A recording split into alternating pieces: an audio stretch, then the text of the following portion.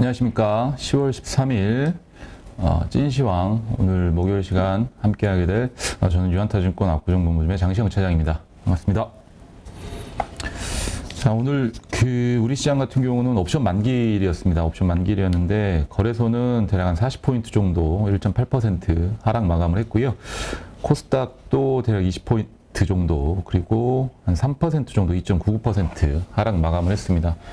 도대체 이 하락의 끝이 어디까지 이렇게 진행이 될지 모를 정도로 굉장히 조금 힘든 시장의 연속입니다. 뭐 코스닥도 그렇고요, 거래소도 그렇고, 뭐 저는 지난 방송에서부터는 연속 분기로 6분기 연속 시장이 하락한 적은 없었고, 이번이 뭐 도장 깨기 장이 되지 않을 것이다 라고 해서 10, 11, 12는 어느 정도는 반등을 해줄 긍정적인 어떤 상황을 좀 그렸었는데, 2200선 이 부근을 기점으로 해서 추가적으로 뭔가 하락하지 않을 것이다 라는 기대를 계속 가지고 있는 것은 사실입니다. 하지만 그렇지 않다 하더라도 추가적인 어떤 반등이, 그러니까 시장이 지지대를 딛고 올라온다 하더라도 그 반등이 거세지 않을 것이다라는 점도 여전히 계속해서 인지를 하고 있습니다. 그리고 이 200일선과 이 주가의 이 거리 이격도 있지 않습니까? 이 부분도 추가적으로 계속 옆으로 이렇게 확대가 되면서 어느 정도 선까지는 이어질 것이다. 그리고 그게 만약에 이제 진정한 지지를 하고 옆으로 좀 다 뭐 시장의 참여자들을 말려 죽인 이후에는 요 200일선과의 어떤 주가 이격 격차도가 어느 정도는 좀 좁혀지면서 바닥을 잡는 구간이 생길 텐데, 그게 뭐 이번 분기 어느 정도 소폭의 어떤 상승이겠죠. 소폭의 상승을 조금 만들어주면서 시장이 하락을 조금 멈춰가고 내년 시장으로 진입할 것이다 라는 어떤 이 단기적인, 그쵸, 한 3개월 정도니까 그렇게 좀 보고 있고요. 만약 반짝 랠리가 있다고 한다면 사실 금통위는 10월에 끝났고, 그쵸, 그리고 10월에 연준에 FOMC는 없습니다. 11월에 있고요. 11월 초에 1일인가 2일, 그 11월 초에 있고요. 그리고 국내 금통위는 10월, 11월까지고 12월에 없는 걸로 알고 있는데, 12월에는 없고, 그리고 연준은 이제 11월, 12월 두 번의 금리 인상이 남아있죠. 그러면 제 개인적인 생각으로는 지금 이 통화 정책이라든지 금리 정책의 어떤 다른 국가들의 상황을 보게 된다면 연준이 어느 정도는 타겟 레이트에 접근하는 수준이 되기 때문에 11월에 만약 오늘 CPI 결과가 발표가 된다고 한다면 그 결과를 가지고 자이언트 스텝으로 갈지 빅 스텝으로 갈지 결정을 하겠죠. 11월에.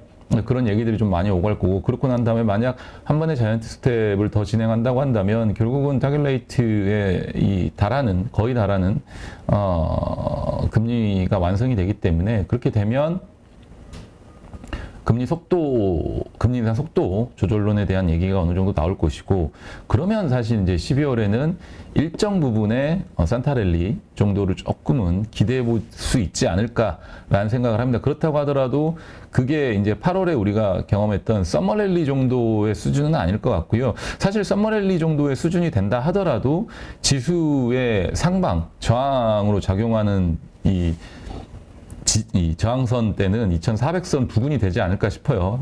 많이 반등을 한다 하더라도. 그리고 2300에서 400선 정도 수준의 반등에 좀 그칠 것으로 좀 보여지고요.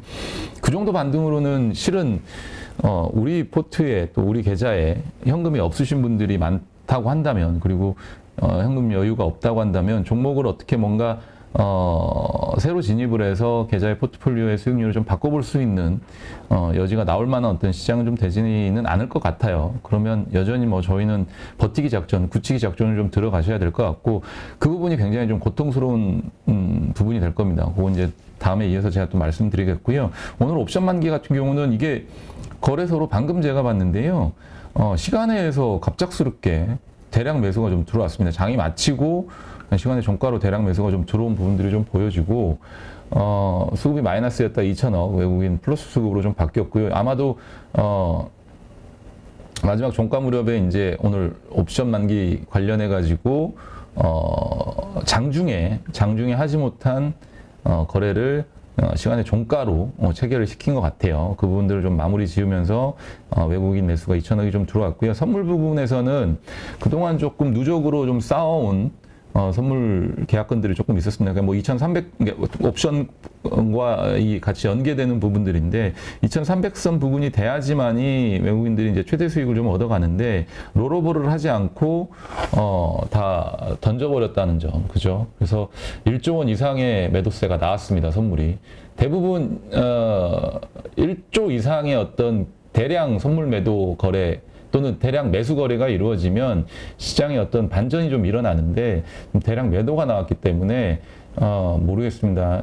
일정 부분은 조금 더 시장을 괴롭힐 수도 있다라는 생각도 좀 해봅니다. 이게 만약에 매수였다고 하면 어떻게 좀 이 반등의 어떤 이 서막 또 지지대를 확실히 지지하고 가는 어떤 시장의 모습을 좀 그려볼 수가 있을 텐데 이게 매도가 대량으로 좀 나왔기 때문에 일단은 조금은 더 긴장을 해야 될 것 같습니다. 10,000계약 이상의 매도가 나죠. 16,000계약이 나왔기 때문에 조금은 더 살얼음판인 시장이 지속이 될 수 있겠다라는 점을 조금 인지를 하시고 아무래도 그 CPI에 대한 어떤 그 예상치가 나오는 데 있어서 조금 실망을 한 것 같아요. 어느 정도 좀 미국 시장이라든지 이쪽에서 좀 돌고 있겠죠. CPI 예상치들이.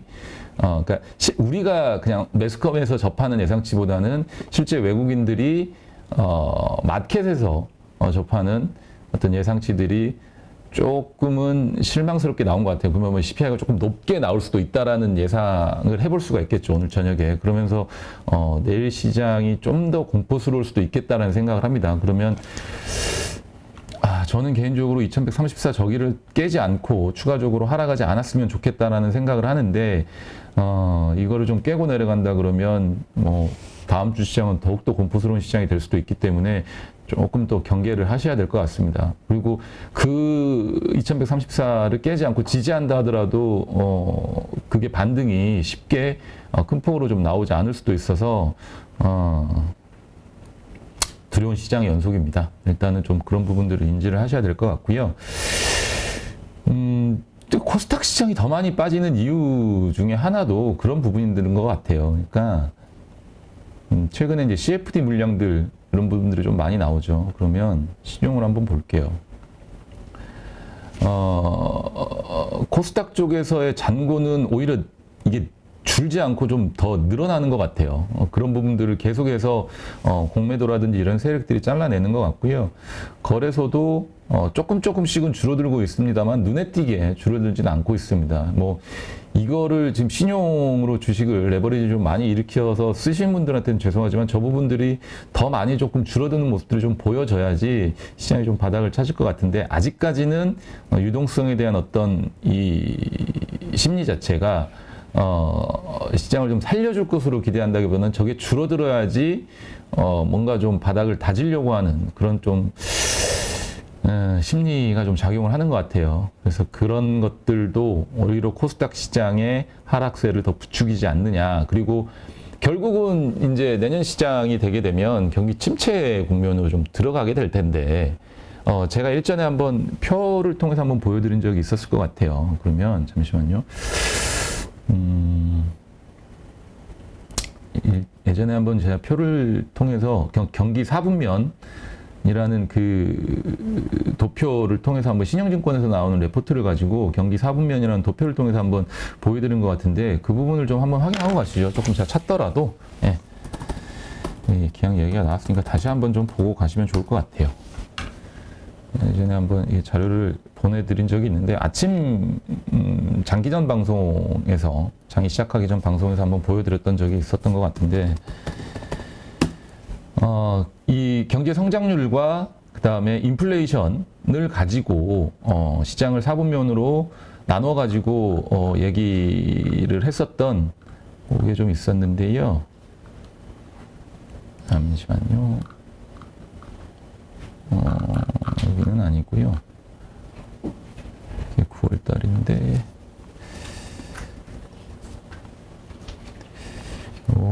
자료는 저번에 한번 보여드렸으니 좀 찾기 어려울 것 같습니다. 리포트를 다 뒤져야 되는데 아직 찾기는 좀 어려울 것 같고 일단 넘어가겠습니다. 제가 말로 설명을 드릴게요. 첫 번째 국면이 인플레이션이 높고 그다음에 경제 성장률도 높은 국면입니다. 이게 이제 인플레이션 버스트 국면인데 이 국면이 지금 현재의 국면이라고 보시면 될 것 같아요. 1분면을 지나서 2분면으로 가면 인플레이션은 높고 경제 성장률은 낮은 단계입니다. 그 당시에는 금리도 높습니다. 이게 2분면이고요. 3분면으로 진입하게 되면은 일본형 경제 시장으로 좀 들어가게 됩니다. 이제 디플레이션 버스트 국면인데 물가는 낮고 경제 성장률도 낮고 금리도 낮은 구간입니다. 이게 이제 일본형 경제 시장의 분면인데요. 지금 우리 시장, 전체적인 어떤 글로벌 시장 같은 경우는 2분면과 3분면에 약간 중간에 걸쳐 있는 국면입니다. 그러니까 2분면에서 3분면으로 넘어가는 단계에 있는 국면이라고 좀 보시면 될 것 같은데 내년부터 이제 경기 침체가 본격적으로 진행이 되겠죠. 그리고 연준이 타겟 레이트에 달하는 어떤 이 경기 분면 타겟 레이트에 달하는 금리를 인상을 하고 나서는 결국은 추가적으로 금리 인상을 좀 하지 않든지 아니면 속도를 좀 조절을 하면서 인플레가 잡히는 어떤 그런 상황들을 좀 지켜볼 텐데 인플레가 잡혔다라고 하는 게 현재 CPI 8%대 CPI가 7%, 6%, 4%로 이렇게 뚝뚝뚝뚝 떨어지는 과정을 말하는 건 아닙니다. 인플레가 잡혔다라는 국면은 어떤 국면을 말하냐면 5, 6개월 정도 현 상태를 유지하면서 횡보하는 구간이 인플레가 잡혔다라고 얘기를 하거든요. 그리고 나서 침체가 더 지속이 되고 그게 경기에 실질적으로 영향을 미치는 구간이 되면 인플레이션은 5, 6개월 뒤에 말도 안 되는 수치로 떨어집니다. 뭐 3%, 뭐 4%, 3% 이렇게 쭉쭉쭉쭉쭉 떨어지거든요. 그게 이제 5, 6개월 정도가 지나는 시점이고 그 다음에 실질적으로 연준이 이제 금리를 인하해 주기를 시작을 합니다. 인하를 해주기 시작하는데 그게 이제 뭐 내후년이든 내년 연말쯤이 되겠죠. 인플레가 5, 6개월 횡보하고 난 이후에 3, 4개월 정도가 급격하게 이제 빠지는 시기가 옵니다. 그렇게 되면 연준이 이제 금리가 잡혔으니까 인플레이션이 잡혔으니까 금리를 인하해 줄 거야 하고 인하를 해줄 텐데 인하를 해주고 나서 실질적으로 시장이 바로 상승하느냐 그렇지는 않습니다. 이게 무슨 말씀을 드리려고 하냐면 우리가 지금까지 경기 침체를 경험을 했던 거는 어떤 부분에서 경기 침체를 경험을 했었냐면요. 외부 충격에 의한 어떤 경기 침체였습니다. 그러니까 뭐 예를 들면 리먼 브라더스가 무너졌다든지 IMF가 왔다든지, 미국의 신용등급이 강등을 당했다든지, 아니면 뭐 9.11 테러가 왔다든지, 또는 이번 코로나 위기처럼, 바이러스가 창궐했다든지, 이런 부분들로 인해서 경제 시스템을 완전히 마비시켜버리는 상황이 오고, 그리고 나서 연준이 금리를 인하해주고 양적 완화를 시켜주면서 시장이 외부의 어떤 수혈에 의해서 시장이 상승을 했단 말이에요. 그렇게 경기 침체가 오고 시장이 빠지고 난 다음에는요. 근데 지금 상황은 그런 상황이 아닙니다. 연준이 의도적으로 경기를 침체를 시켰고요. 그리고 수요를 줄여서 공급단에서의 문제를 발생시키면서 인플레이션을 잡았단 말이에요. 잡고 나서는 추가적인 수혈은 해주지 않습니다. 그러니까 왜냐하면 시스템 자체가 망가져 있지 않기 때문에 경기가 자생적으로 살아나게끔 금리만 인하를 해줍니다. 제가 무슨 말씀을 드리려고 하냐면 양적 완화를 해주지 않는다라는 거예요. 지금 시장에 많은 얘기들이 오고 가고 있는데 내년 연말이든 내년이든 금리 인상 멈추고 연준이 다시 금리만 인하해주면 시장이 다시 상승을 할 것이다라는 예측들을 많이 해요. 근데 금리만 인하한다고 해서는 절대 시장이 상승하진 않습니다. 외부 수혈, 즉 양적 완화가 있어야 되는데 지금 연준은 QT를 진행을 하고 있습니다. 양적 완화가 아닌 양적 긴축을 하고 있거든요. 그러니까 퀀티티브 타이트닝을 진행을 하고 있는 상황에서 자산 대차 대수표상의 자산 항목, 이 자산 항목이 뭐냐면 시중은행들로부터 채권들을 사주잖아요. 대부분 이제 모기 채권들을 사주겠죠. 뭐 국채도 매입해주고 그러면서 현금을 주고 그 현금을 가지고 은행들은 대출도 늘리고 뭐 여러 가지 여기저기 유동성을 가지고 유동성 파티를 한단 말이에요. 근데 연준이 그건 해주진 않아요. 그러니까 이번 금리 인상 다음에는 금리만 낮춰줄 뿐이지 추가적인 통화 공급은 해주지 않는다라는 거죠. 오히려 계속해서 줄여나갈 거예요.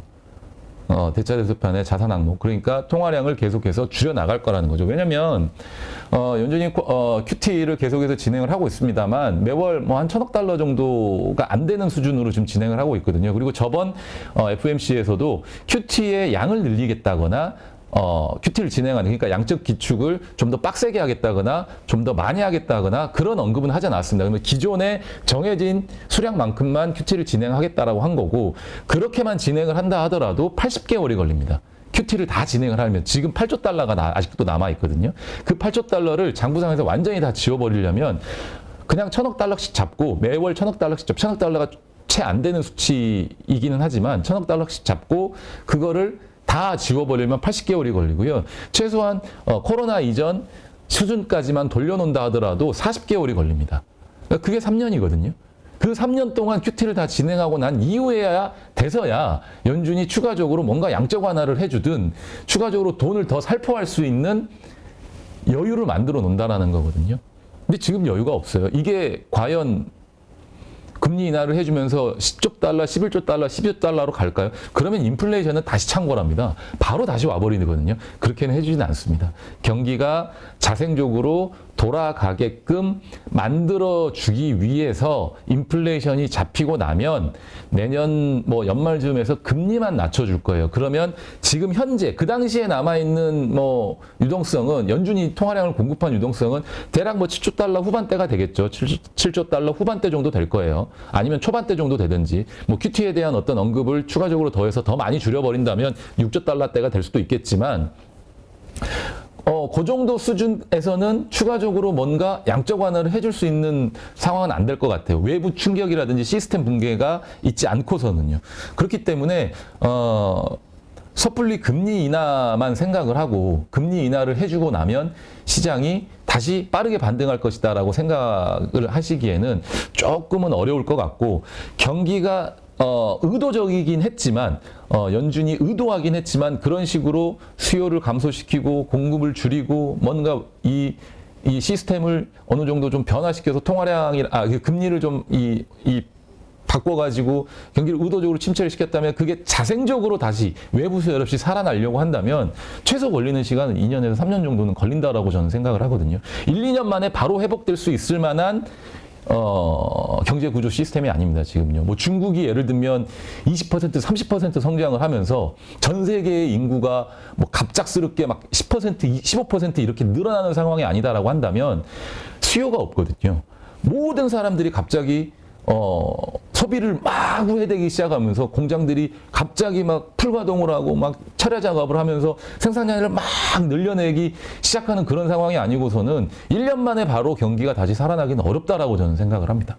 그러면 그게 천천히 서서히 연준이 금리 인하를 해주고 남아있는 유동성, 대략 한 7조 달러 아까 말씀드린 그 남아있는 유동성을 가지고 다시 경기가 돌아가기 시작을 하려면 그게 2년에서 한 3년 정도는 더 걸린다라는 거거든요. 그 이후에 기대하는 게 저희가 생각하는 2007년도의 대세 상승, 해피엔딩의 시장, 추세 시장이 오는 거기 때문에 2년, 3년 동안은 모르겠습니다. 크레딧 스위스가 무너지든지 도이치뱅크가 무너지든지 그런 상황이 발생하지 않는다면 연준이 추가적으로 양적 완화를 해주고 금리를 다시 낮춰주고 두 가지를 동시에 해주는 상황이 발생하기는 어려울 것 같습니다. 그리고 만약에 연준이 뭐 그러지는 않겠지만 QT를 보다 더 확대시켜가지고 QT를 양적 긴축을 보다 더 확대시켜서 현재 1,000억 달러가 안 되는 QT의 어떤 수량, 이 금액을 좀 더 늘려버린다고 하면 시장은 급속도로 더 빠르게 냉각될 수도 있고 은행의 재무 건전성 또는 유동성 부분들에 있어서 문제가 좀 더 심하게 발생할 수도 있는 상황이 있기 때문에 뭐 여러분들은 좀 겁주는 건 아니지만 그냥 현재의 상황을 가지고 말씀을 드리는 겁니다. 저는 지금 앞으로는 시장을 예측은 하지는 않을 것 같아요. 그냥 지금 가지고 있는 이런 어떤 일련의 히스토리들 그리고 현재 상황만 가지고 판단을 하고 그 판단을 믿고 그대로 유지를 할 생각이거든요. 그러면 저는 판단을 내린 게 지금 정도의 어떤 지수 수치에서 추가적으로 하락하는 거는 없을 것 같고 QT를 아직 연준이 확대한다는 얘기는 하지 않았으니 은행 재무 건전성이라든지 이런 부분들에서 문제가 발생할 가능성은 어느 정도는 없을 것 같아요. 뭐 확대한다 그러면 또 생각이 바뀌겠지만 그렇다고 한다면 현재 수치에서 추가적으로 큰 폭의 하락은 없다라고 판단을 하고 그렇다고 하더라도 오르지도 못하는 그런 어떤 이 횡보하는 장세 다 말려주기는 정말 힘든 시장이 앞으로 2년, 3년은 더 지속될 가능성이 있을 수도 있다라는 점을 좀 말씀을 드리고 싶고요. 그런 상황에서 사실은 이제 빛을 발하는 업종이나 종목들이 있습니다. 이 3분면의 국면이죠. 경기 침체, 물가도 낮고 성장률도 낮고 금리도 점차 낮아지는 이런 상황의 국면에서 두각을 나타내는 업종의 종목들이 있는데 대체적으로 제약바이오 업종들이 좋습니다.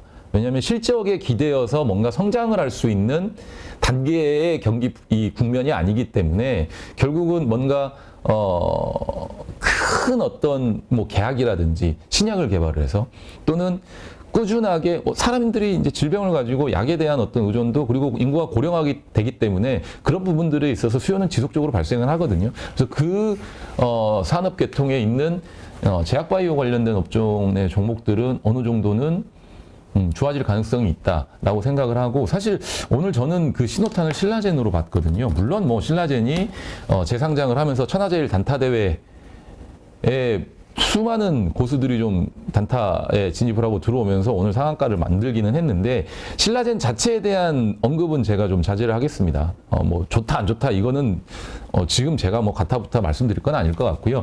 단순하게 그냥 신라젠이 시장에서 상장 폐지가 되지 않고 거래가 재개가 됐다는 것 하나만으로도 제약바이오 업종의 어떤 이 센티멘트, 그러니까 심리적인 부분들에 있어서는 긍정적인 어떤 호재로 작용할 가능성들이 좀 높다라고 저는 판단을 하고 있고, 실제 이제 앞서 말씀드린 그런 어떤 3분면의 국면에서 제약바이오가 제가 좋다라고 말씀을 드렸는데 해외의 대형 다국적 제약바이오들의 주가를 보시게 되면 굉장히 좋습니다. 차트를 한번 보시면 굉장히라고 말씀드리기는 어렵지만, 뭔가 실질적으로 많이 빠지지도 않고 시장이 하락하는 거에 비해서 잘 견조하게 버티고 있습니다. 머크라는 회사죠. 그리고 또 대형 다국적 제약사인 뭐 일라일릴리 같은 것도 한번 볼까요? 그렇죠? 똑같은 모양새죠. 잘 버티고 있습니다. 오히려 뭐 고점 부근에서 주가가 놀고 있죠. 그죠? 그리고 암젠 한번 볼까요? 힌트를 얻어야 됩니다, 여러분들도. 일단 이 얘기부터 하고 들어갔습니다. 그렇다고 해서 제가 제약바이오를 지금 여러분들한테 강하게 매수 관점으로 좀 접근하시라는 게 아니고요. 하실 수 있고 가능하신 분들은 접근을 해보시라고 말씀을 드리는 겁니다. 그리고 현재 보유 중인 제약바이오 종목들도 어디서 호재가 터져가지고 이게 시장에서 조금 수익률 쪽으로 올해 연말부터 내년 즈음에 수익률 쪽으로 좀 두각을 나타낼 수 있을 수 있는 종목들이 나올 수 있습니다. 튀어나올 수 있기 때문에 현재 제약바이오에 물려 계시고 좀 보유를 하고 계시는 분들도 집중해서 좀 들으시고 그런 타이밍을 좀 찾아보시길 바랍니다. 뭐 매도 타이밍이라든지 아니면 매수 타이밍이라든지 이런 부분 좀 찾아보시라고 말씀을 드리는 거니까요. 자, 보시면 암젠도 마찬가지죠. 뭐 주가가 어느 정도 빠졌다가 다시 다 올라오고 있는 상황입니다. 그리고 노바티스도 한번 볼게요. 대형 자국적 제약사들만 좀 보는 거예요. 노바티스는 좀 다르네요. 이거는 뭐 ADR인데 좀 다르네요. 노바티스는 상황이 좀 다른 상황이긴 하지만 어쨌든 뭐 대부분의 이 대형 다국적 제약 회사들이 주가가 좋은 상황에 있다. 라는 점을 조금 말씀을 드리고 뭐 존슨앤존스도 한번 볼까요? 존슨앤존스도 뭐 좀 하락하긴 했지만 여전히 그렇게 시장의 하락에 비해서는 큰 폭의 좀 하락세를 나타내진 않고 있는 것 같아요. 그리고 모더나도 한번 볼까요? 뭐 이거 모더나는 이제 항암 치료제 뭐 하나 개발했다 그래가지고 좀 어제 많이 올랐는데 뭐 이거는 좀 많이 빠졌네요. 좀 다른 내용이죠. 뭐 실적에 깃대었다기보다는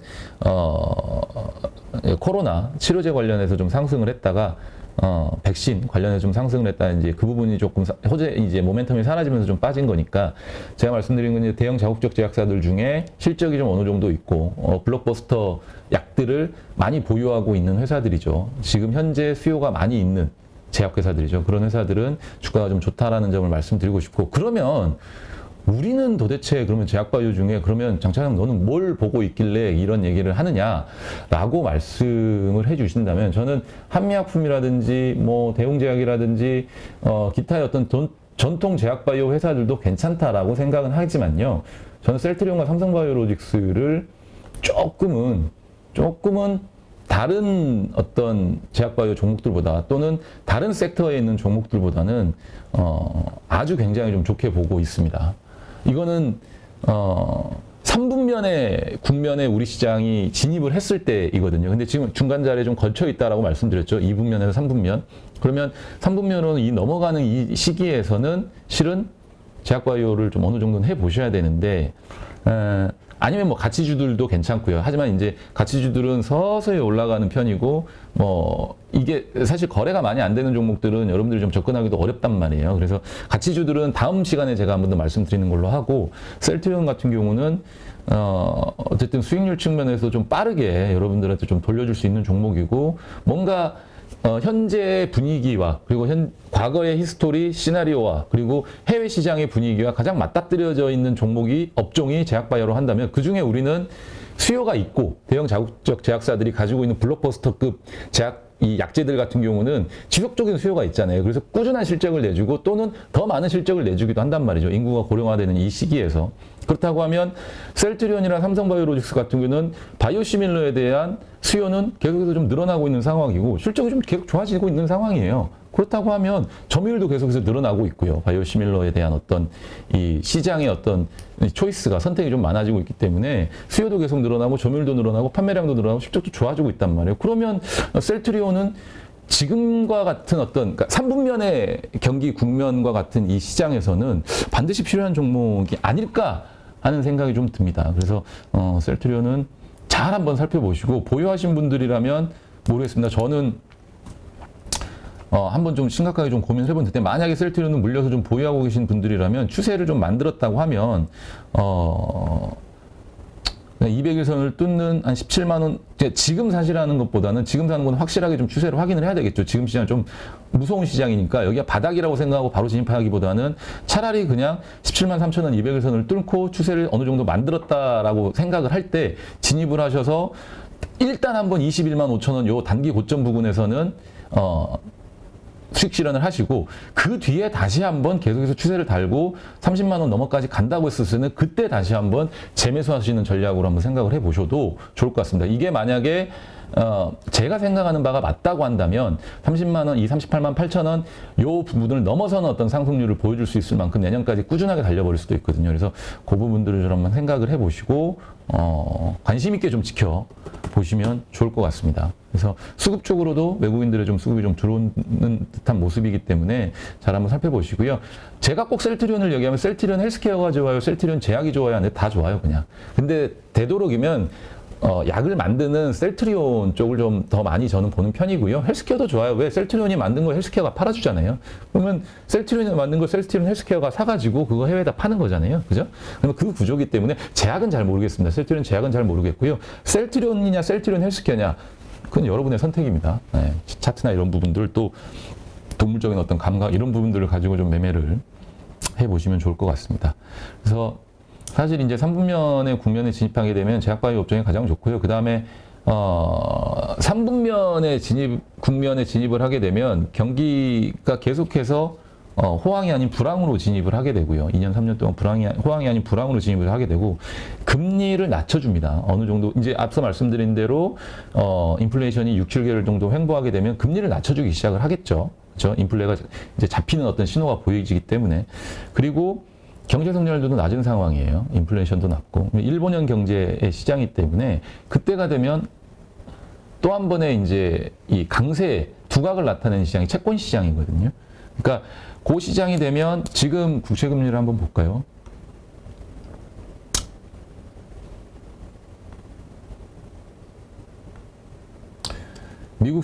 국내 국채 10년물이 4.11%입니다. 4.41%를 찍고 4.11%인데 이 4.11%가 내년이 되면 3%대로 진입할 확률도 높고 또 2%가 될 수 있는 확률도 높습니다. 금리 인하를 단행한다고 했었을 때는요. 그리고 채권 시장이 굉장히 강세로 흘러갈 것이거든요. 근데 지금은 제가 앞서 말씀드린 대로 2분면과 3분면에 걸쳐 있는 상황이기 때문에 채권 시장도 과도기적인 시장입니다.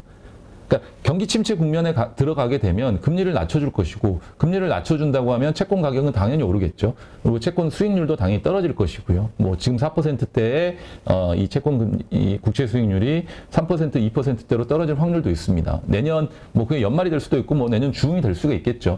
그 상황이 되면은 우리가 그때 국채를 진입해서는 메리트가 없습니다. 그때는 그냥 채권 딜러들이 행복해지는 어떤 그런 시장이 될 수가 있겠지만 우리가 국채를 그때 진입해서는 즐거울 게 없겠죠. 그러면 지금 이 과도기적인 시장에서 만약 국채를 해야 되는, 또 국채에 관심이 있으신 분들이라면 4% 이 이 금리, 이 상황에서는 실은, 국채에 진입을 해 보셔도 충분히, 그냥 국채는 뭐 예금이잖아요. 은행은 사실 5천만 원밖에 예금자 보호가 안 되지만 국채는 대한민국 정부가 보증을 하는 거기 때문에 실제로 뭐, 그냥 대표적인 안전 자산이지 않습니까? 대한민국 국채. 근데 4% 이상의 고금리를 주고 있는 상황이기 때문에 지금 국채를 매입을 하셔서 10년 다 갖고 계시라는 말도 하진 않겠습니다. 어차피 뭐 다시 3%, 4%대가 된다고 한다면 곱하기 10 하면은 뭐 한 10% 이상의 자본 차익, 매매 차익을 얻을 수 있기 때문에 국채에 대한 관심도 지금 시점에서 내년이 돼가지고 국채 하겠다 3%다 진입해가지고 채권금리 3%돼 있는데 거기서 국채 하겠다고 달려들어야 먹을 거 하나도 없습니다. 그죠? 지금 들어가셔야 되는 상황이에요, 국채는요. 왜냐하면 4%대 이 국채금리가 2%가 되잖아요. 그러면 그냥 10년 잔존만기라고, 그냥 단순하게 계산하면 10년 잔존만기라고 했었을 때 2%의 이제 우리가 매매 차익을 발생할 수 있잖아요. 그러면 곱하기 10년 남은 잔존이 오면 20% 추가적으로 수익을 낼 수 있는 상황이 발생을 할 수가 있습니다. 그리고 또 하나 이제 경기 침체가 진행이 되면서 시장에 좀 기회를 얻을 수 있는 게 회사채 관련된 부분들도, 이거는 그냥 제가 예측을 하는 겁니다. 제가 그냥 뭐 앞서 이제 예측 안 한다고 그랬는데 제가 그냥 시나리오를 한번 좀 구상을 해보는 건데, 만약 이게 뭐 코로나가 장기화되지는 않겠죠. 코로나는 계속 뭐 어느 정도 이제 다 끝나가는 이슈이기는 하지만 실은 여행 관련된 업종이라든지 여행 관련된 이 산업이 계속해서 좀 좋아질 것 같다 보이진 않아요. 내년에 경기 침체로 가게 되면 당연히 여행 수요라든지 이런 부분도 더 줄어들 거거든요. 또 사람들이 소비를 하지 않을 거니까. 아무래도 이제 심리적으로 위축이 되고 소비가 줄어들 거기 때문에 상위 사실 5%, 10%의 사람들이야 돈 있으니까 쓰겠죠. 하지만 대부분은 어느 정도 조금은 위축되면서 절약하고 뭐 좀 이렇게 아끼고 저축하는 그런 시기로 좀 들어갈 텐데, 2003년에 LG카드 사태가 있었단 말이에요. LG카드 사태가 있었는데 결국 이제 신한카드가 인수를 하면서 마무리가 됐죠. 근데 당시에 LG카드가 뭐 5,000원, 4,000원 뭐 이렇게 하여튼 말도 안 되는 가격까지 다 빠졌죠. 왜 뭐 부도가 날 것 같으니까. 그때도 지금 상황이랑 비슷했어요. 00년 IT 버블 이후에 경기 침체 이제 막바지에 이르렀죠. 2003년, 2004년부터 대세 상승이 있었으니까. 경기 침체 막바지 국면에서 LG카드가 무너지면서 신한카드가 인수를 했는데, 그 무너질 때 LG카드가 발행한 이 채권들이 가격이 10,000원짜리가 4,000원, 5,000원, 뭐 6,000원 막 이랬단 말이에요. 그거를 용기 있게 매수한 용자들은 실은 채권에서 따블이 난 거죠. 왜? 신한카드가 사주면서 만기에 10,000원으로 다 회수를 했으니까요.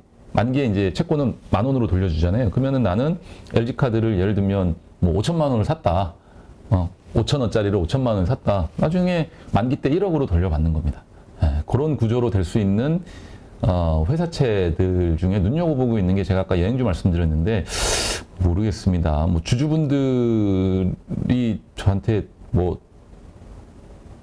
돌을 던지실지도 모르겠지만 혹여나 뭐 대한항공이나 아시아나항공 쪽에서 그런 어떤 채무불이행 이슈라든지 이런 부분들이 좀 발생을 했었을 때 구제는 무조건 됩니다. 왜냐하면 국적기고 산업 전반에 있는 어떤 그런 이 대한민국 국적 사업기 사업을 하는 회사이기 때문에 두 회사 모두 정부가 어느 정도는 좀 개입을 해서 채권단 뭐 관리를 하든 뭐 부정 관리 진행을 하든 그런 식으로 구제가 되기는 할 텐데, 아니면 또 어느 회사가 인수를 하겠죠. 그 상황이 되면 그렇게 될 텐데, 실은 그때의 어떤 대한항공과 아시아나항공이 발행한 채권들 지금부터 하시라는 건 아니고요. 꾸준하게 좀 추적 관찰을 하시다가 혹여라도 가격이 조금 많이 빠지는 상황이 왔었을 때는 담아 놓으시면은 뭐 채권 쪽에서도 어느 정도의 수익률을 조금 추가적으로 조금 노릴 수 있는 그런 상황도 펼쳐질 수 있으니까, 그냥 이제 관심만 가지고 대한항공, 아시아나항공 채권들도 또 한번 보시고요. 그리고 지금 뭐 트리플 B 등급을 받고 있는 채권들 중에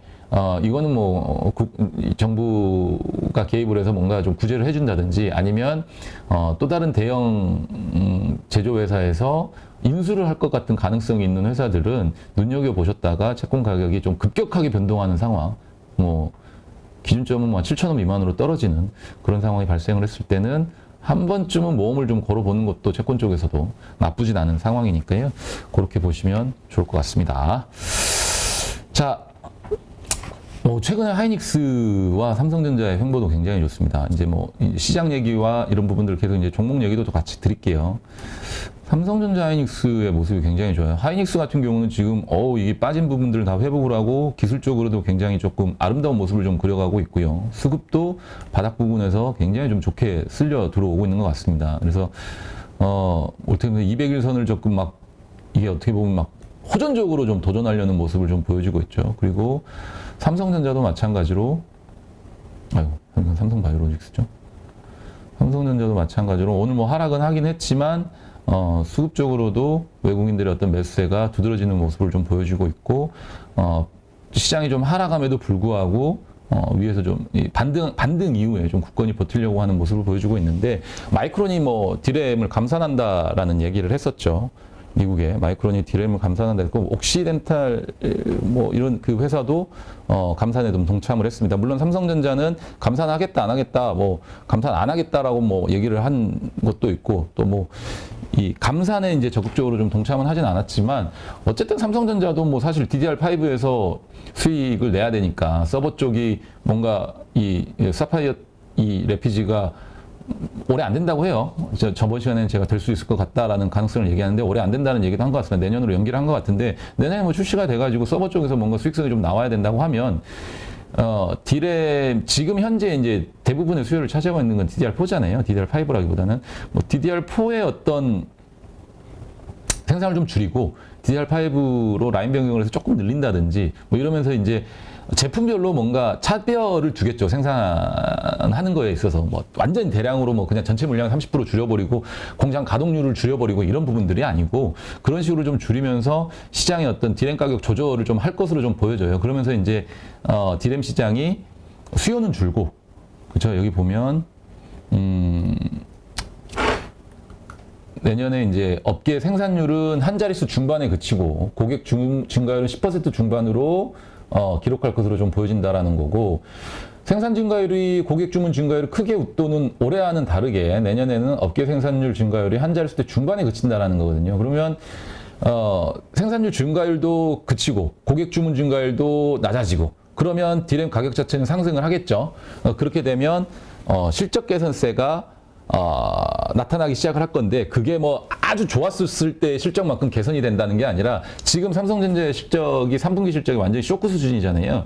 그러면 기저가 낮아지잖아요. 4분기도 마찬가지일 것이고 기저가 낮아져 있는 상황에서 조금이라도 더 좋아지는 모습을 보여준다고 한다면 주가는 반등할 수 있습니다. 근데 지금 이미 그 부분을 삼성전자 하이닉스가 선반영을 하고 있는 것 같아요. 그리고 현대차에서 이제 차량용 소프트웨어 관련된 업데이트 OTA를 전 차종에 적용을 한다라는 발표를 했습니다. 그 뒤이어서 또 말씀을 드릴 텐데 그렇게 되게 되면 실은 차량용 반도체 관련된 어떤 시장의 이 수요도 굉장히 좀 많아지거든요. 근데 하이닉스 같은 경우는 이미 파운더리 업체 하나 인수해가지고 칠라노죠. 전형적인 어떤 시스템 반도체, 차량용 반도체 시장 쪽에 진입을 하면서 좀 파이를 키우려고 하는 것 같아요. 그래서 그 기대감도 좀 있는 것 같고, 그러면서, 삼성전자 역시도, 파운드리 사업에 대한 어떤 기대감들이 조금은 더 살아나려고 하는 그런, 모습인 것 같습니다. 그래서, 삼성전자 하이닉스, 모르겠어요. 시장이 저는 안 빠지기를 바란다라고 앞서 제가 처음에 언급을 드렸는데 그렇다고 하면 삼성전자닉스가 시장에 좀 버팀목이 돼주면서 이전 저점을 깨지 않으려고 하는 그런 어떤 방향으로 흘러가고 한때 2015년도 이후에 16년도, 17년도 삼성전자 독주가 한 번 있었어요. 시장에서. 그런 상황이 펼쳐질 가능성도 없지 않다. 라고 조금 말씀을 드리고 싶어서요. 전자닉스는 이건 또 감히 제가 바닥이라고 말씀드리면 또 몰매를 맞을지도 모르겠는데 감히 지금 정도 수준이면 추세를 한번 만들 수 있는 가능성이 좀 높지 않을까 하는 생각을 좀 해봅니다. 그렇다고 하더라도 뭐 9만 원, 8만 원까지 가는 어떤 추세는 아니고요. 대략 한 6만 5천 요 200일선 부근이라든지 또는 7만 원, 또 7만 원 중반대 정도, 초중반대까지 내년 올해 연말과 내년 1, 2분기 시장을 좀 책임져 주는 그런 독주가 있지 않을까라는 좀 기대를 해봅니다. 그리고 오늘 현대차 발표 있었죠. 18조 소프트웨어 시장에 조금 잠시만요.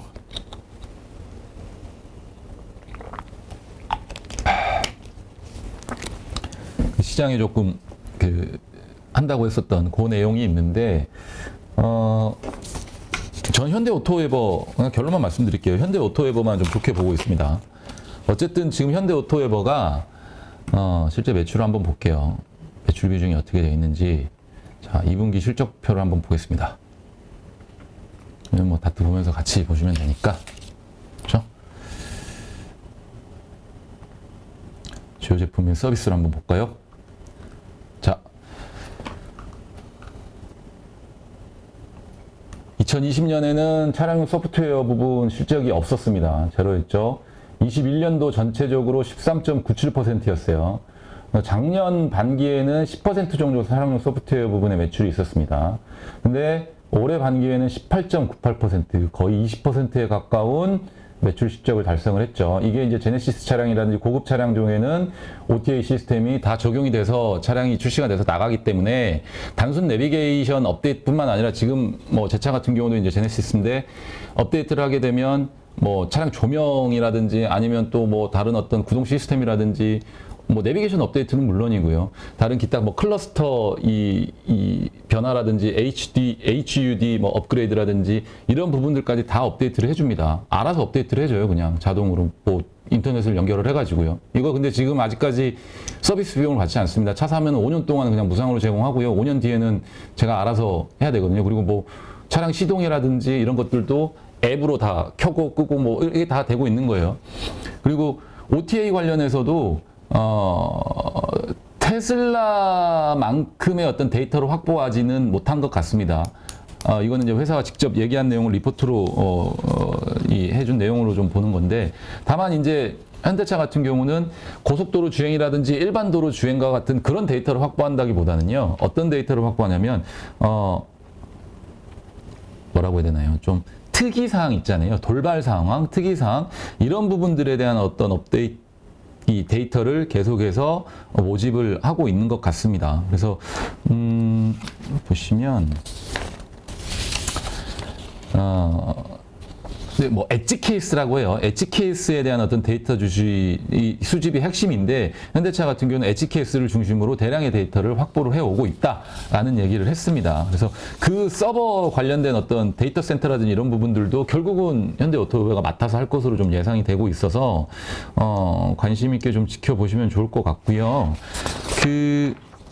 사실 이제 2025년에 2021년 말에는 출시 차종부터 이제 업데이트 기능이 좀 적용이 될 것 같고, 2025년에는 40여 개 국가의 전 차종이 가능할 것으로 좀 보여지는데, 왜 2025년이냐면 이게 이제 해외 승인이라든지 뭐 이 보안 상황이라든지 이런 부분들을 업데이트를 하고 좀 강화시켜야 되거든요. 그래서 해외 기준에 적합하게 어느 정도로 맞춰주고 있는데, 그게 그냥 승인도 받고 이런 과정들이 좀 남아 있어요.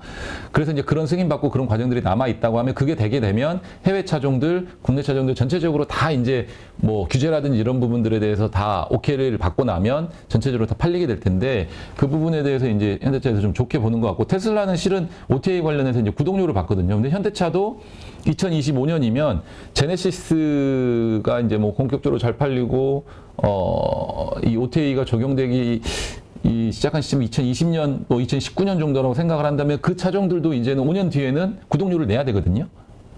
신차 계속해서 이 OTA 서비스를 받으려면, 그러면 거기에 대해서도 현대차가 추가적으로 수익이 발생을 할 거고, 그 수익을 발생하는 부분은 서비스를 제공하는 업체는 뭐 현대오토웨버가 될 것이기 때문에, 그거에 대한 수익 실적이 좀 늘어날 것이고, 그리고 실제로 지금 성장률이라든지 이런 것들을 보게 되면 차량용 소프트웨어 플랫폼, 내비게이션 소프트웨어 등이라고 되어 있는 이 차량용 소프트웨어 부분의 사업 성장률이 굉장히 좀 가파릅니다. 현대차 같은 경우는. 근데 이 18조를 투자를 하면서 이쪽을 더 강화하겠다라고 정의선 회장이 표명을 했고, 현대차에서 표명을 했기 때문에 이 사업이 더 커진다라는 것은 더할 나위 없이 저명한 사실이죠. 그렇기 때문에 현대오토웨버는 관심을 가져보셔도 좋을 것 같습니다. 실은 많이 빠지지도 않았죠. 그냥 박스권이잖아요, 사실은요. 이런 주식들도 그냥 매매하기 쉽죠. 요때 사서 그냥 요때 팔아도 되고, 이번에 만약에 200일선을 뚫고 올라와서 요 근처에 왔는데 추세를 달고 더 올라간다고 하면 이 내용, 이 호재로 작용을 하면서 어떻게 보면 추세를 또는 모멘텀을 만들 수 있는 확률이 좀 높다라고 좀 생각이 들기 때문에 현대오토웨버 관심 가지고 지켜보시면 모르겠습니다. 내년 올해 하반기, 그러니까 연말 내년 어떻게 보면 히트 종목이 될 수 있을 만한 가능성이 좀 큽니다. 그래서 그렇게 조금 생각을 하시면 좋을 것 같습니다. 현대오토웨버까지 말씀을 드렸고, 시장은 뭐 계속해서 말씀드렸지만 이벤트, CPI 발표 이벤트가 지나고 나면 안정이 되겠죠. 안정이 되길 바랍니다. 저도요. 근데 그 안정이 된다고 해서 그게 여러분들한테 행복을 주는 어떤 안정이 되지는 않을 것 같습니다. 뭐 행복을 주는 안정이 되려면 시장이 바로 올라야 되는데, 오른다 하더라도 이제 제한적인 상승만 좀 있을 뿐이고 우리 포트에 좀 별로 도움이 안 되는 상승만 있을 거기 때문에, 앞서 이제 제가 말씀드린 경기 분면을 4개 분면으로 나눴었을 때, 4개 분면에 대해서 제가 말씀 안 했구나. 4분면의 국면은 어떤 국면이냐면요. 경제 성장률은 높고 금리는 높습니다. 금리는 어느 정도 올라갑니다. 그리고 인플레이션도 낮은, 굉장히 좀 골디락스 국면이죠. 그런 국면으로 갈 가능성이 높습니다. 근데 그 당시에 인플레이션이 낮다가 점진적으로 조금씩 올라갑니다. 이미 그러니까 3분면에서 낮아졌던 인플레이션이 4분면에 진입을 하면 인플레이션이 낮기는 한데요. 디플레이션 버스트 버스트 국면이라서 낮기는 한데, 경기가 본격적으로 좋아지기 시작하는 그 상황이기 때문에 인플레가 어느 정도 더 옵니다. 그렇기 때문에 연준이 다시 낮췄던 금리를 올리기 시작을 하는데 점진적으로 조금씩 올려요. 2004년도부터 7년도에서도 사실은 금리는 올렸거든요. 계속 시장이 좋아지면서. 그래서 뭐 모든 상황들이 다 좋아지기 때문에 금리라든지 이런 이슈에 대해서는 까맣게 잊어버리고, 금리를 올릴지라도 실질적으로 시장도 좋아지고 성장률도 좋아지고 인플레이션도 어느 정도 완만하게 올라가면서 이 골디락스 국면이 온다라고 보시면 되는데, 그때가 이제 추세 상승장이 될 수 있을 가능성이 높습니다. 4년 동안의 긴 추세. 지금은 사실 추세 상승장은 아니고 단기 상승이라고 봐야죠. 아니면 시계로 아주 길게 넓혀봤었을 때는 코로나 이후에 외부 수요로 인한 어떤 유동성 버블이 낀 단기 상승이라고 봐야 되겠지만, 만약에 이 어떤 3분면의 이 힘든 국면이 지나고 나서 이 추세 상승장이 온다고 한다면 4년에서 5년 동안의 긴 추세 상승장이 될 가능성이 높습니다. 그때는 뭐 실제로 정말 여러분들도 슈퍼개미가 될 수 있는, 바이앤홀드를 써서 슈퍼개미가 될 수 있는 그런 시장이 올 수 있기 때문에, 그때까지 이 악물고 버티고 살아남아야지만 그 시장을 만끽할 수가 있습니다. 그래서 그냥 시장에서 살아남으면 그게 제일 강자고 승자 독식의 시장이 될 수 있습니다. 그렇기 때문에 여러분들도 섣부르게 생각하지 마시고요. 지금이 바닥이기 때문에 나는 물 타가지고 무조건 이렇게 해야겠어. 지금 내 포트의 계좌가 이런 상황이니까 빠르게 이걸 회복을 해가지고 나는 빠르게 만들 거야. 이런 섣부른 어떤 계산 이런 걸 하시기보다는 지금은 많이 내려놓으셔야 될 것 같습니다. 시장을 좀 많이 내려놓으시고 현재 상황의 어떤 포트폴리오의 내 수익률에만 집착하지 마시고요. 그 상황이 오랜 시간 지속이 되더라도 포기하지 않으시면 됩니다. 시장을 포기하지는 마시고 해피엔딩을 항상 좀 기다리시고, 제가 한번 반지의 제왕 영화에 한번 빗대어서 말씀드렸죠. 3시간짜리 영화입니다. 하지만 마지막에 이 정말 카타르시스를 주는 그 전투씬, 그 장면을 보기 위해서 3시간 동안을 저희는 기다립니다. 그러니까 지금 이 3년의 시간을 좀 기다리시면 긴 여운을 남기는, 그러니까 우리가 2, 3를 보잖아요. 1 보고 나서 그 장면 때문에 2, 3를 또 봅니다. 반지의 제왕 같은 경우는. 그래서 그 긴 여운을 남기주는 그런 어떤 긴 추세 상승장이 올 수 있는 가능성이 높기 때문에요. 시장이 어렵고 힘듭니다. 잘 버티시고 굳건하게 좀 살아만 계시면 좋은 시장이 올 것 같고, 당분간은 안 좋습니다. 안 좋고 좋아지더라도 크게 좋아지는 않을 것 같습니다. 솔직하게 좀 말씀을 드리고 싶고요. 더 이상 여기서는 현금 확보하시라, 매수 자제하시고 관망하시, 이런 얘기 다 필요 없습니다. 그냥 버티셔야죠. 어떻게 하겠습니까? 좋은 시장이 오니까요. 그죠? 하지만 그 좋은 시장이 오기 전까지의 굉장히 고통스러운 상황들이 여러분 앞에 좀 펼쳐져 있다라는 점을 좀 말씀드리고요. 그 상황을 조금 더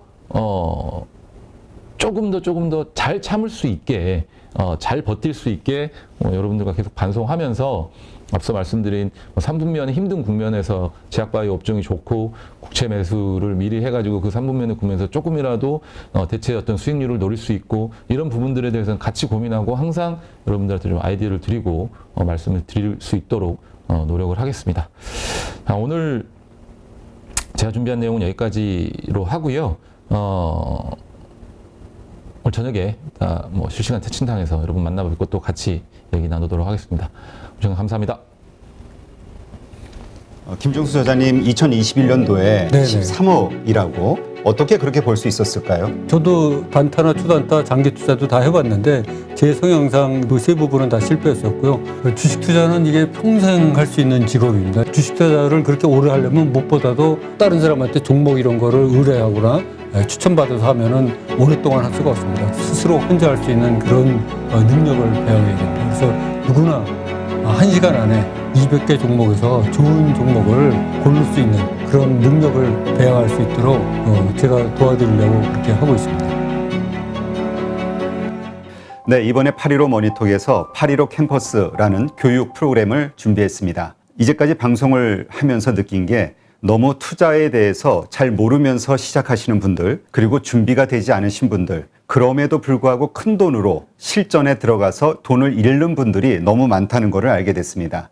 이러한 분들, 다시 한번 체계적으로 주식에 대해서, 투자에 대해서 공부하고 지금까지는 돈을 잃었더라도 앞으로는 자신만의 어떤 투자 원칙을 세우고 돈을 벌 수 있는 그러한 계기를 만들고 싶어서 8.15 캠퍼스를 준비했습니다.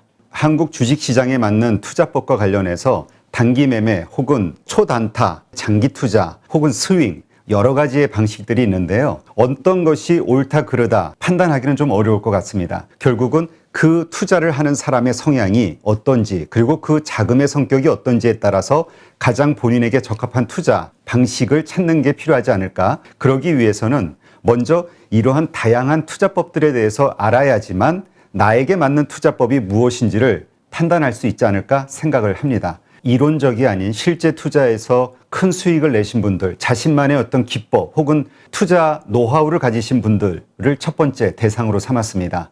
물론 그분들이 가지고 있는 투자 방식은 장기 투자일 수도 있고 스윙일 수도 있고 단기 매매일 수도 있는데요.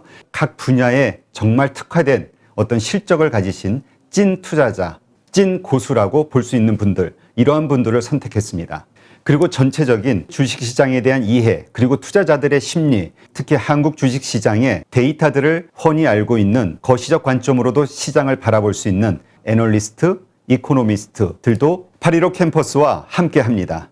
이번 8.15 캠퍼스에서 첫 번째로 준비한 교육 프로그램은 2021년 시장 정말 힘들었습니다. 많은 분들이 공감하실 텐데요. 그 시장에서도 매달 1억 이상의 수익을 올리신 13억 이상의 수익을 낸 찐 고수시죠.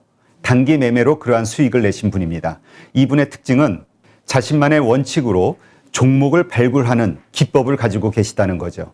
이분의 교육은 단기 매매를 통해서 수익을 내고자 하시는 분, 그리고 현재 그렇게 투자를 하고 있지만 손해를 보고 있으신 분들, 이런 분들이 자신만의 단기 매매 투자 원칙을 확립하는 데 큰 도움이 되지 않을까 생각합니다. 네, 요즘 우리 김정수 저자님 인기가 아주 커지고 있는데요. 네. 댓글 보니까 깡통 형님으로 불리시더라고요. 예. 어떻게 인기 체감하고 있으신가요? 예. 저도 뭐 댓글도 보고 전화도 여러 번 많이 받았습니다만은 제 책을 그 10번 이상 읽었고 유튜브를 뭐 몇 번씩 보셨다는 분들도 계셔가지고 무려 그 200만 횟수가 넘어갔고 오늘자로 보니까 230만 횟수를 돌파했습니다. 그리고 제가 다니는 헬스장까지 찾아오셔가지고 자기를 제자로 받아달라 뭐 이러신 분까지 계셔가지고 한편으로는 당황스러웠고 한편으로는 고마웠습니다. 네.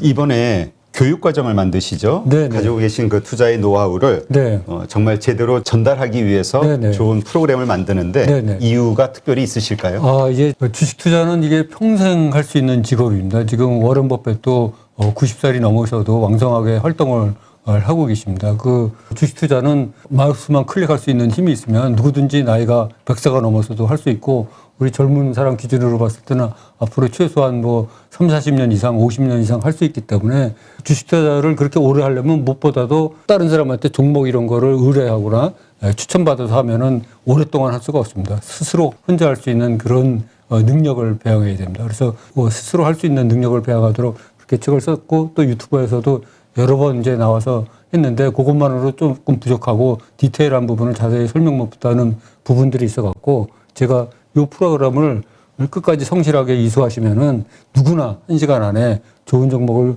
고를 수가 있고 또 나만의 필살기를 갖추어 가지고 평생 그 낚시를 즐기면서 할 수 있는 그런 바탕을 마련해주고자 하고 있습니다. 그래서 깡통을 무려 12번이나 쳤지만 13번째 성공하고 14년도에 무려 13억 이상의 돈을 번 제가 확신을 가지고 여러분을 드릴 테니까는 여러분도 저를 믿고 같이 따라와 주시면 좋은 결과가 있을 것으로 이렇게 생각이 됩니다.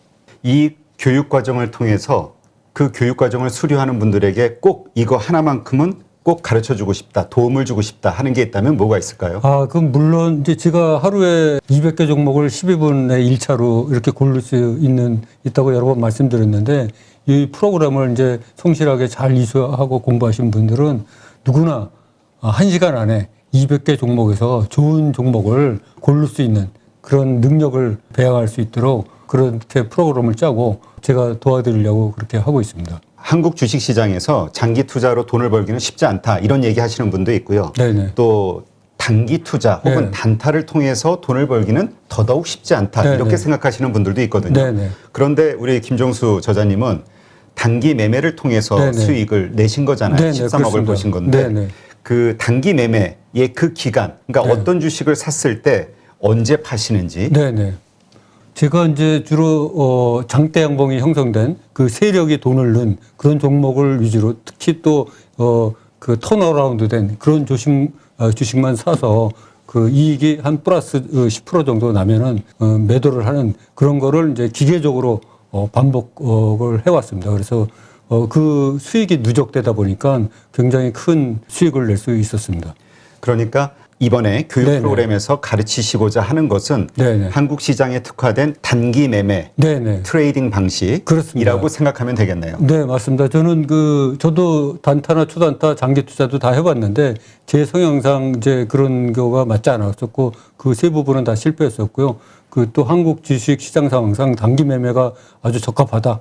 이렇게 생각이 들어서 단기 매매에 집중해서 하다 보니까 이렇게 좋은 성적을 거둘 수 있게 된 것 같습니다. 어떤 분들이 단기 매매 투자에 적합하다고 보세요? 제가 생각하기에는 한국 사람들의 90% 이상은 단기 매매에 적합하다고 생각하고 있습니다. 왜요? 왜냐하면 한국 사람들의 그 성격이 그 빨리빨리 문화에 자리 잡고 있는데 이 단기 매매는 비교적 단타나 초단타보다는 느리지만 며칠만 해도 승부를 볼 수가 있고 평균 보유 기간이 장이 좋을 때는 뭐 1개월에서 2개월밖에 안 되고 또 뭐 장이 이렇게 요새같이 안 좋을 때는 뭐 3개월에서 6개월 이렇게 잡고 할 수 있기 때문에 한국 사람 성향하고 딱 맞는 거로 이렇게 생각이 됩니다. 자, 그럼 이번에 8.15 캠퍼스에서 어떠한 방식으로 그 단기 매매로 돈을 벌고자 하는 분들에게 네네. 그 노하우를 전수해 주실 건가요? 그 절대 사지 말아야 될 종목 12가지 유형이 있습니다. 그거는 제가 5만 건 이상을 거래하면서 제가 물렸던 거를 전부 분석을 해보니까 그 12가지 유형이 나오더라고요.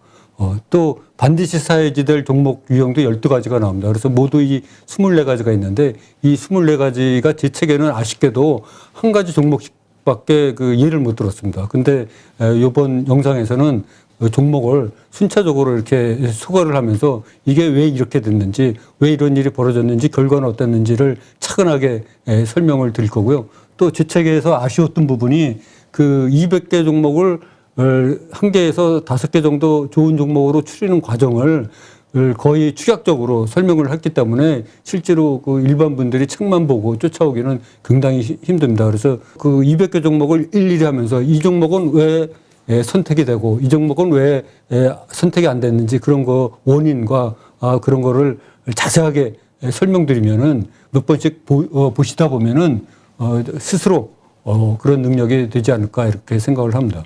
그런데 이제 VOD 네. 강의만 보고 배운다는 게 쉽지 않다. 하다 네네. 보면은 생각과는 다른 네네. 여러 가지 어려운 문제들이 생기잖아요. 네네.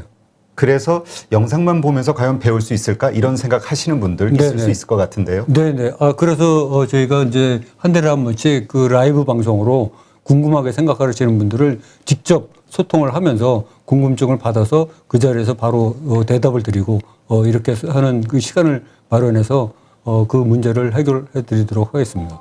8.15 캠퍼스를 통해서 평생 활용할 수 있는 종목 선정 방법을 여러분께 알려드리도록 하겠습니다. 그거 내 특급 비밀인데.